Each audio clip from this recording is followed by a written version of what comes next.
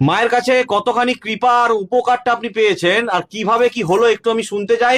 আজকের ভিডিওটা যতজন ভক্ত দেখছে প্রত্যেকেই শুনবে, আর যারা মা মনসা সেবার সময় মা মনসা দেবীর কৃপা পেতে চায় তারা ভিডিওটা শেয়ার করবে, আমিও জানি। আপনি বলুন।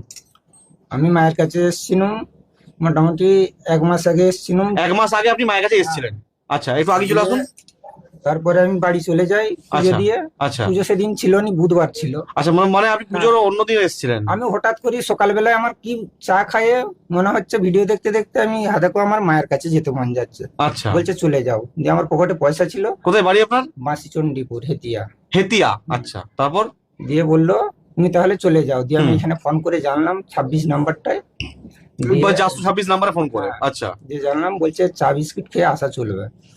দিয়ে আমি চান করে চলে এলাম এখানে সোজা। আচ্ছা। বাইক নিয়ে আমাকে ঠিকানা বলে দিয়েছিল, কাউকে জিজ্ঞেস করতে হয়নি আমাকে। আচ্ছা পাথর সাহেরে বাইক রেখেছিলাম কাকরডাঙ্গায়। আচ্ছা। দিয়ে সোনামুখী নেমেছি, সোনামুখী থেকে বলরামপুর, বলরামপুর থেকে যেমন করে বলে দিয়েছে সেরকম সেভাবে আপনি এসেছেন, একদম তাই। ঠিক। আমাকে জিজ্ঞেস করতে হয়নি কাউকে যে এইদিকে কোথায় যাবো এইদিকে কোথায় যাবো, জিজ্ঞেস করতে হয় একদম।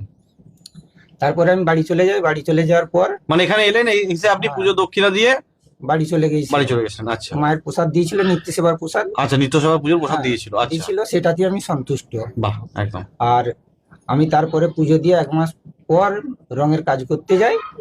যে আমি ভাড়ার থেকে পড়ে যাই। মানে রঙের কাজ করতে গিয়ে ভাড়ার থেকে পড়ে গিয়েছিলাম। ভাড়া বলতে মাচা থেকে? হ্যাঁ, মাচা থেকে। আচ্ছা, মাচা থেকে পড়ে পড়ে গেছিলেন? যে এই জায়গার হাড়টা রিপোর্ট করাইছিলাম এক জায়গায়, ফটো করিয়ে বললো যে তোমার হাড়টা ভেঙে গেছে, একটা ডাক্তারে বললো। মানে রিপোর্ট করে ডাক্তার বললো যে হাড় ভেঙে গেছে? ভেঙে গেছে, এটা অপারেশন করে ছাড়া উপায় নাই। তো নার্সিং হোমে ছাড়া এই অপারেশনটা হবে না। নার্সিং হোমে অপারেশন, প্রচুর টাকার খরচা। হ্যাঁ। দিয়ে আমি বলে দিতি তো আমার ভিতরে আর কিছু নাই, এত টাকা পয়সা আমার কাছে নাই। আমার ঘরে চাল কিনে খাওয়া প্রতিদিনে, সেরকম অবস্থা। দিয়ে আমি রিপোর্ট করিয়ে হাড়ের ডাক্তারকে চলে গেছি, হাড়ের ডাক্তারের কাছে যে কার্ড থেকে করাবো স্বাস্থ্য সাথী, যে সেই রকম জায়গায় গেছি কতুলপুরে। আচ্ছা। এবারে আমি ডাক্তারবাবুর কাছে নাম লিখে ডাক্তারবাবুকে দেখাবো। দেখানোর পর আমি মনে পড়ে গেছে যে মাকে একবার বলি যে আমার তো এরকম দুঃখ কষ্ট।